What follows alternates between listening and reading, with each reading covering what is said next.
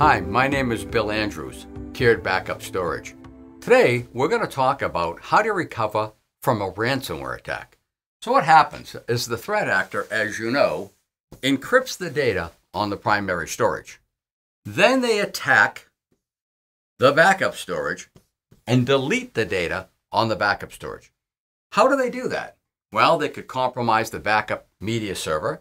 They could compromise the backup storage itself by getting the login. They could find a rogue server on the network and snake their way over to the backup storage, but there's multiple ways to do that. You hear everybody say, well, then how do I guard against this?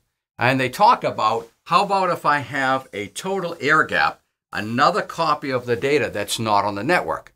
The challenge is to get that data off the network, you either have to do one or two things. One is you have to use tape, which nobody wants to use anymore.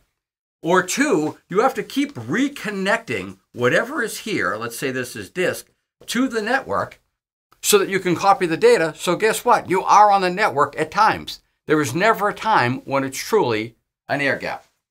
So what is a better approach or a better way to do that? The better approach is what is called a tiered air gap. You have an area where you land the data and an area or a repository where you store that data. If the delete commands come in and delete the data here, this is not on the network. It's called non-network facing. And as a result, the threat actors can't see or access the second tier. So that if the front end of a tiered backup storage approach is compromised, all the data is still in the back end to be restored.